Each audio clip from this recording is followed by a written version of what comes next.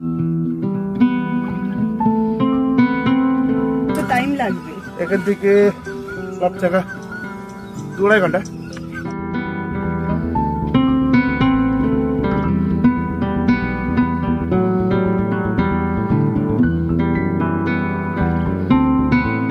জায়গাকে সব ক্যাপচার করে নিয়েছে ইন্ডিয়া।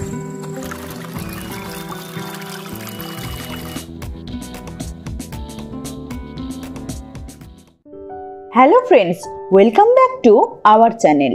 ডুয়ার্সে আজ আমাদের দ্বিতীয় দিন। আজ আমরা ডুয়ার্সের কিছু সাইট সিন করব। আমরা থাকছি চিলাপাতা জঙ্গল রিসর্টে। এই রিসর্টের সম্পূর্ণ ভিডিও কিন্তু আমাদের চ্যানেলে রয়েছে, সেই ভিডিও দেখে নিতে পারো। বিশেষ করে যারা ডুয়ার্সে আসার প্ল্যান করছো আর ভাবছো কম খরচে সুন্দর একটি রিসর্টে থাকার, তাহলে এই রিসর্টের ভিডিওটি কিন্তু তোমাদের জন্য বেশ হেল্পফুল হবে। আমরা এখন বেরিয়ে পড়েছি। আজকে আমরা এখানের চিলাপাথার লোকাল সাইট সিনগুলো করব।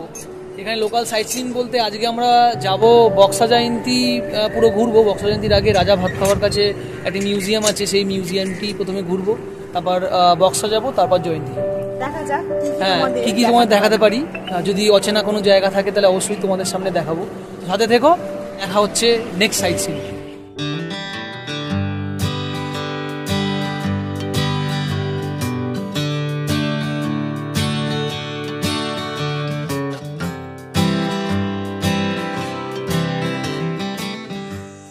আমরা এখন বক্সা টাইগার রিজার্ভে টিকিট কাটছি। কোথায় যাচ্ছি সেটা জানতে হলে আমাদের সাথে থাকতে হবে।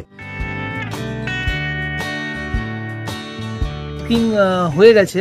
বক্সা টাইগার রিজার্ভে ঢুকতে গেলে এখানে প্রথম বুকিং করে নিতে হবে, কিন্তু এখানে একটা সমস্যা হলো কোনো অনলাইন ফেসিলিটি নেই। হ্যাঁ, তো আমার ড্রাইভারের কাছ দিয়ে টাকা ধার করতে হলো, নিয়ে আমি পেমেন্ট করলাম, ফেরার পথে ওনাকে দিয়ে দেবো। কিন্তু তোমরা আসলে এখানে অবশ্যই খুচরো ক্যারি করো। একদমই তাই, না ক্যাশ টাকা ক্যারি করো। চারিপাশে খুঁজেও তোমরা কুল পাবে না, খুব অসুবিধা হবে।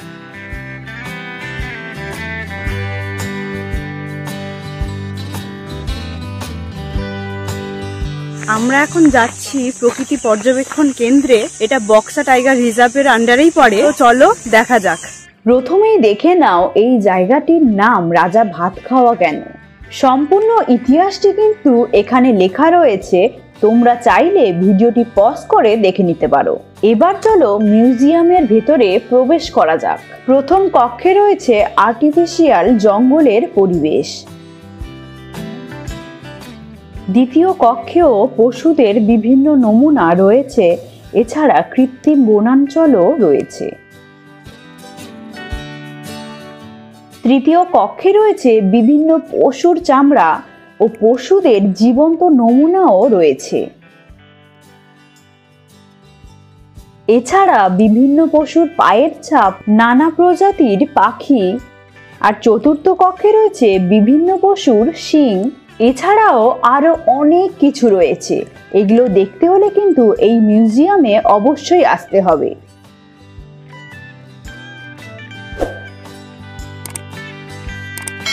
বক্সা টাইগার রিজার্ভে ঢুকতেই প্রথমে একটা মিউজিয়াম ছিল, সেই মিউজিয়ামটা একটু ঘুরে দেখলাম, তোমাদেরও ঘুরে দেখালাম।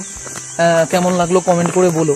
বেশ সুন্দর লাগলো, ওনারা প্রত্যেকটাই খুব যত্ন সহকারে সাজিয়েছে।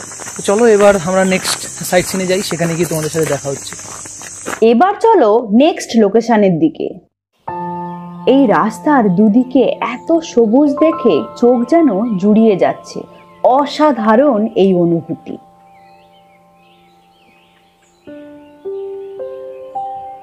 এখন আমরা যাচ্ছি সান্তলাবাড়ি, তারপর যাব বক্সা ফোর্ট। সান্তলাবাড়িতে এসে এখান থেকেই তোমাদের টিকিট কাটতে হবে। তারপরে লাখ টাকা। আচ্ছা, 80 লাখ টাকা। আচ্ছা, তো আমরা যাব কিভাবে যাব? গাড়ি নিয়ে? এখান থেকে গাড়ি দিয়ে দেবে। হ্যাঁ, অনেক কিলোমিটার অব্দি গাড়ি যাবে, তারপর ট্র্যাক করতে হবে। যেতে পারবো তো আমরা? ঠিক আছে, লেফট চাকা অব্দি গেলে 500 টাকা, ফোর্ট অব্দি গেলে 400 টাকা। গাড়ি লেফট চাকাই যাই, শুধু 500 টাকা। গাড়িতে 500, গাড়ি 500। হাজার কম সময় হবে না। আমরা এখন সান্তলাবাড়িতে আসলাম, এখন আমরা যাচ্ছি লেফট চাকাতে। না, লেফট চাকা নয়, আগে লেফট চাকার আগে বক্সা পয়েন্ট একটা ভিউ পয়েন্ট আছে, সেখানে যাব। তো গাড়ি এখান থেকে বক্সা টাইগার রিজার্ভে যখন আমরা টিকিট করিয়েছিলাম তখন যেটা পে করতে হয়েছিল সেটা ডিফারেন্ট, সেটা হচ্ছে ঢুকতে গেলে যে এন্ট্রিটা, আর এখানে হচ্ছে গিয়ে এই অবধি গাড়ি আসে, তারপর এখান থেকে গাইড আর গাড়ি নিতে হয়, যেটা একদম ওপরে যাওয়া যায়। মানে লাস্ট পয়েন্ট হচ্ছে লেপচাখা, আমরা লেপচাখায় যাব। আর গাইড নিলে হচ্ছে 500 আর গাড়িতে 500, তো 1000। তো চলো ওখানে গিয়ে একবার দেখা হচ্ছে।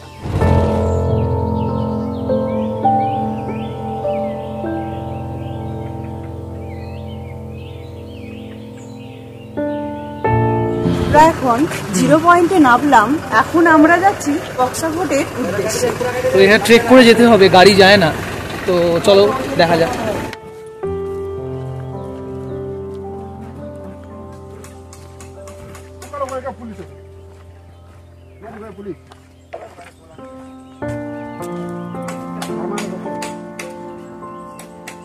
বেশ খাড়া রাস্তা হ্যাঁ। দেখতে পাচ্ছি আমরা। তো এইখানে আমাদের গাইড নিয়েছি, যাচ্ছি, দেখি বক্সা ফোর্টে গিয়ে কি দেখতে পাই, কিন্তু রাস্তাটা কিন্তু খুব খারাপ রাস্তা। আচ্ছা, একটু আগে গেলে গ্রাম শুরু হবে, বক্সাফোর্টের গ্রাম, প্রথম গ্রাম সদর বাজার। হ্যাঁ। তারপরে ডাড়াগাঁও আসবে। দাঁড়াগো, ডাড়াগাঁও তারপর লেপচাকা, এখানেই যেতে হয় না? একটাই রাস্তা, লাপচাকা বক্সাফোর্ট এটাই। আচ্ছা এখান থেকে আচ্ছা। কত টাইম লাগবে? এখান থেকে লাপচাকা 2-2.5 ঘন্টা আবার ট্রেক করে? 2-2.5 ঘন্টা হেঁটে? হাইটে। আচ্ছা, আবার আসতেও 2-2.5 ঘন্টা? চলো দেখা যাক। বেশ উঁচু নিচু এই রাস্তা, যাদের পাহাড়ে হাঁটার অভ্যাস আছে তারা এখানে অনায়াসে আসতে পারো, কিন্তু যাদের পায়ের সমস্যা আছে বা এজেড মানুষ, তারা এখানে না আসাই ভালো। এখানে লোকজন খাবার দাবার খায় কিভাবে? এটা তো বলছি, একদিন মঙ্গলবারকে নিচে যেখানে এন্ট্রি করলাম ওখানে হাট লাগবে, সপ্তাহে একদিন। তারপরে অন্যদিন ওই যে হ্যামিল্টন, কালচিনি, জয়গাঁও ওখানে যাইতে হবে।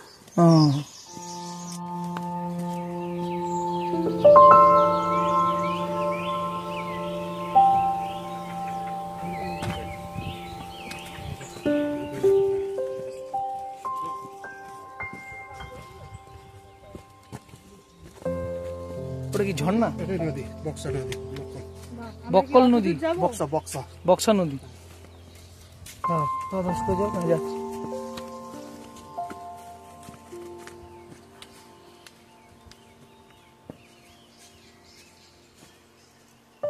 এখানে 13টা গ্রাম আছে, ওর মধ্যে আমরা কিন্তু 9টা গ্রাম হেঁটে যাব লেপচাকা যেতে গেলে।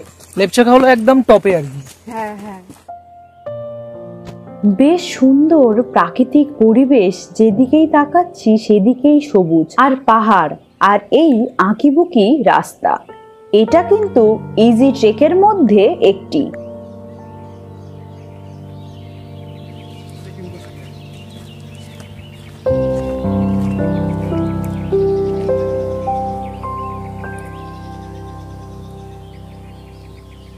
আমরা উঠতে না উঠতেই হঠাৎ বৃষ্টি স্টার্ট হয়ে গেছে, মানে নিচে ঠিকঠাক ছিল, এখানে ফটাস করে বৃষ্টি স্টার্ট হয়ে গেছে। ভালোই বৃষ্টি হচ্ছে। ভালোই বৃষ্টি হচ্ছে। এই গ্রামটাকে বলে ডাড়াগাঁও, আমি বলছি না? দাঁড়াগাঁও, হ্যাঁ এটাই। পাহাড়ি ফুল।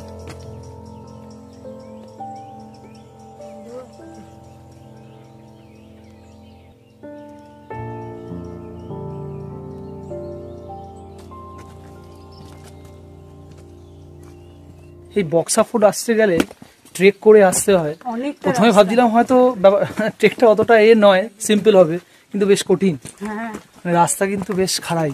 ওপরে কিন্তু হালকা ঠান্ডা আছে, তাও আমরা একদম দরদরিয়ে নামছি আর কি। ওই যে দেখা যাচ্ছে বক্সা ফোর্ট, মনে হচ্ছে একটি ইতিহাস যেন দাঁড়িয়ে রয়েছে।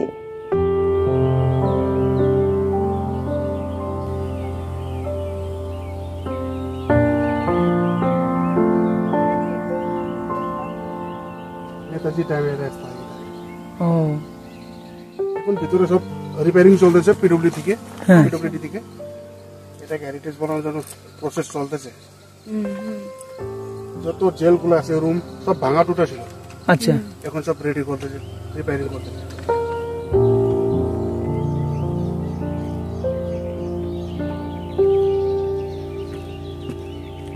আমরা প্রায় 1.5 কিলোমিটার হেঁটে আসলাম পুরোটা জায়গা জুড়েই এটাকেই বলে বক্সা ফোর্ট, আর এখানেই নেতাজিকে আটকে রেখেছিলেন ব্রিটিশরা।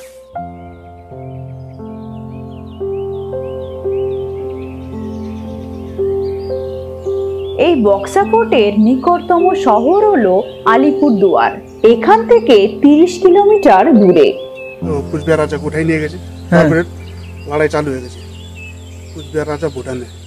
আচ্ছা, তারপরে যখন লড়াই শুরু হয়ে গেছে, এমনি তো ভুটানে ফোর্স কম থাকে, ইন্ডিয়াতে অ্যাভেলেবল ফোর্স।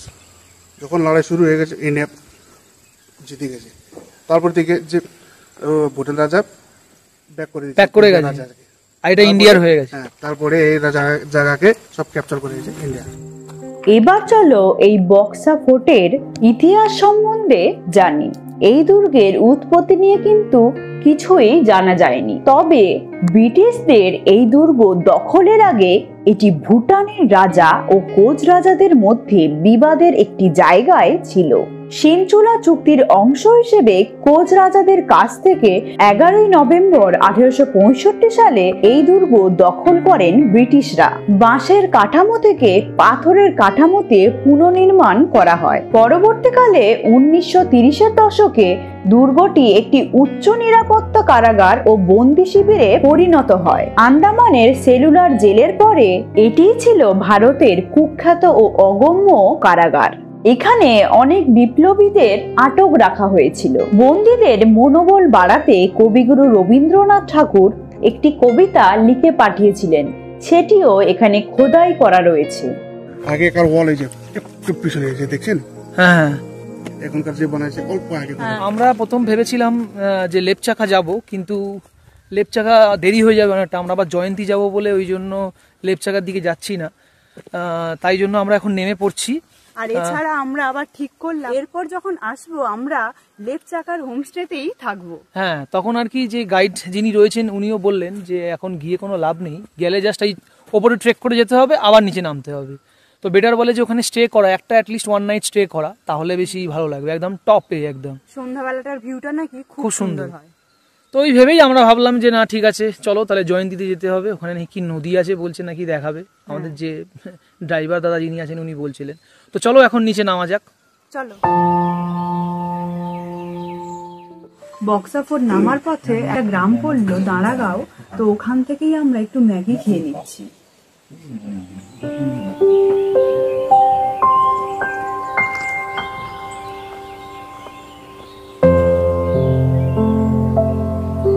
বক্সা থেকে নামার পথে আমরা একটা ভিউ পয়েন্ট দেখতে পেলাম, তো এখানেই আসলাম।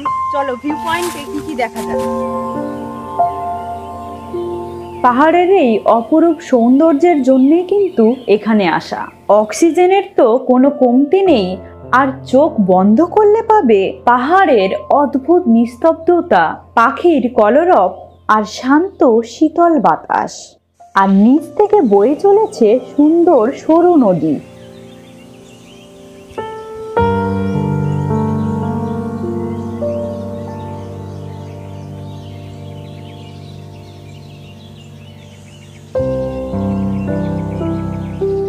বন্ধুরা আমরা 0 পয়েন্টের কাছে তো চলে এসেছি, এবার আবার ব্যাক টু নিচে। তো এবার যেতে হবে। এখানে একটা সুন্দর একটা ভিউ পয়েন্ট পেলাম, সেখানে উঠে আমরা একটু জিরিয়ে নিলাম। হ্যাঁ, একটু ছবি ছাপা তুললাম, ব্যাস। এবার আমরা নিচে নামছি। তারপর আমরা যাব জয়ন্তীর দিকে। দেখা যাক, জয়ন্তীর দিকে 4টে সাইট সিন করার জায়গা আছে। 4টে হয়তো করতে পারবো না, কারণ এখন 3টে বেজে গেছে। দেখি কতটা করতে পারি, সেই বুঝে তোমরা তো দেখতেই পাবে। চলো দেখা যাবে নেক্সট সাইট সিনে।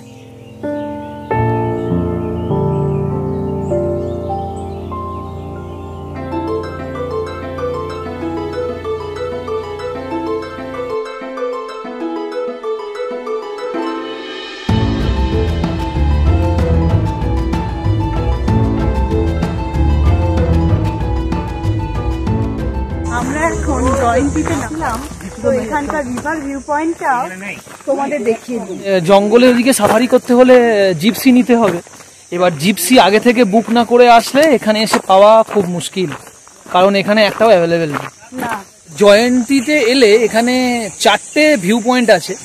একটা হলো জয়ন্তী রিভার, দ্বিতীয় হলো মহাকাল, আর 3 নম্বর হলো সাফারি জয়ন্তী, যে জঙ্গল সেই সাফারি, আর একটা হলো গিয়ে ওই ওয়াচ টাওয়ার, এখানের ওয়াচ টাওয়ার। হ্যাঁ, তো নদীটা তো ফ্রিতে দেখেই নেওয়া যায়, কিন্তু এই সাফারি মহাকাল ওয়াচ টাওয়ারে যেতে গেলে এখানে জিপসি আগে থেকে বুক করতে হবে। অ্যাটলিস্ট একদিন আগে বুক না করলে এখানে পাওয়া যাবে না। আমরা এসে সেটাই হচ্ছে কি আমরা বোকা হয়েছি।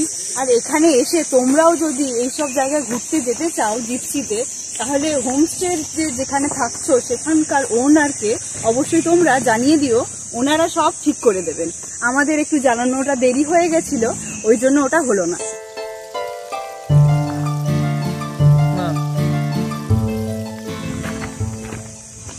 বর্ষাকালে এখানে চারিপাশটা নদীর জলে পুরো একদম থই থই করতে থাকে, তখন বাঁধও আটকানো যায় না।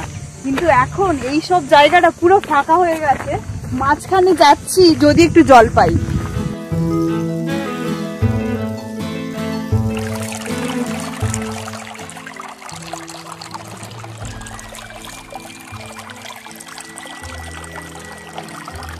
বর্ষাকালে বা বর্ষার পরে আসলে এখানে জল পাওয়া যাবে। শীত বা গরমকালে আসলে এরকম সরু নালার মতো জল থাকবে। জয়ন্তী নদীর ওপরে কিন্তু একটি ব্রিজও ছিল। 1915 সালে এই ব্রিজ নির্মিত হয়।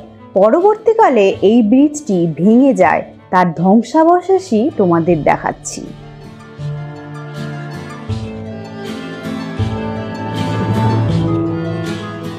তো বন্ধুরা, আমরা জয়ন্তী রিভার ঘুরে দেখলাম, তোমাদেরও ঘুরিয়ে দেখালাম।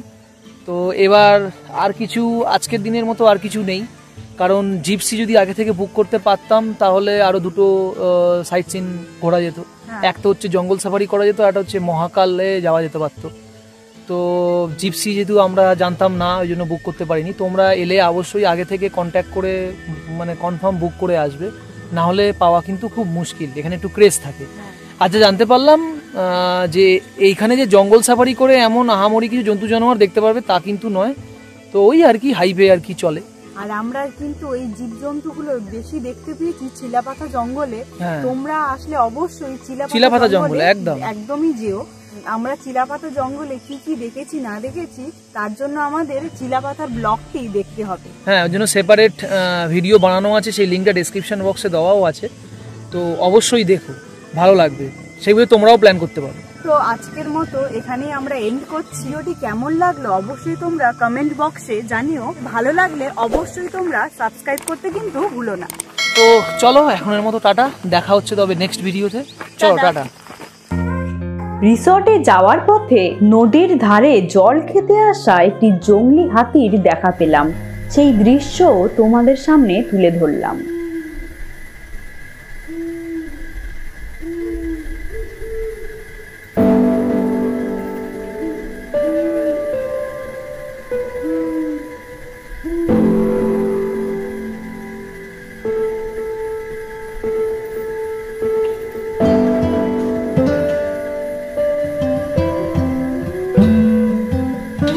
Thank you.